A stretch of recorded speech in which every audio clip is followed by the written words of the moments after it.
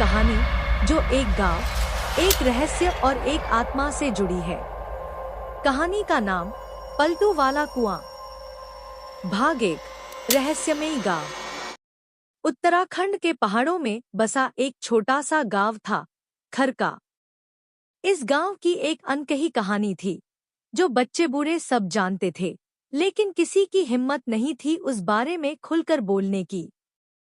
गांव के बीचों बीच एक पुराना कुआं था। उसे लोग पलटू वाला कुआं कहते थे।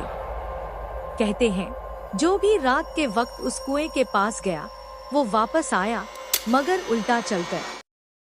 आंखें सफेद, मुंह से झाग और जुबान से बस एक ही शब्द, पलटू पलटू पलटू। भाग 2, नया मास्टर। एक दिन गांव में एक नया अध्यापक आया, अजय। वह शहर से आया था और इन लोक कथाओं पर यकीन नहीं करता था। गांव के लोगों ने उसे चेतावनी दी, मास्टर जी, कुएं के पास रात को मत जाना। वहां कुछ है जो इंसान नहीं है। अजय ने हंसते हुए कहा, मैं ऐसे अंधविश्वास नहीं मानता।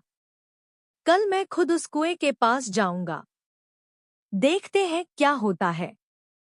भाग 3, रात का सामना। अगली रात अजय ने अपनी टॉर्च ली और कुएं की ओर बढ़ा।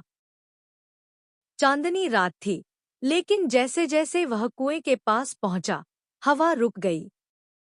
सब कुछ एकदम शांत हो गया। कुएं के पास एक पुराना लकड़ी का झूला पड़ा था, जो खुद ब खुद हिल रहा था। अजय थोड़ा घबराया, लेकिन खुद को मजबूत बनाते हुए कुएं में झांका। अचानक एक ठंडी हवा का झोंका आया और अजय की टॉर्च बंद हो गई। तभी कुएं से किसी के कराहने की आवाज आई, पलटू, मुझे बाहर निकालो, पलटू। अजय पीछे हटने लगा, लेकिन उसके पैर जड़ हो गए। किसी ने उसका हाथ पकड़ लिया। एक काली सड़ी हुई लाश है। उसकी आंखें नहीं थी, बस गहरे खाली गड्ढे। तू आएगा मेरे साथ, वह बुदबुदाई। भाग 4, गांव में हलचल। अगली सुबह गांव के लोग कुएं के पास पहुंचे तो देखा, अजय वहां था, मगर उल्टा चल रहा था। उसकी आंखें सफेद, चेहरा बेरंग और मुंह से झाग।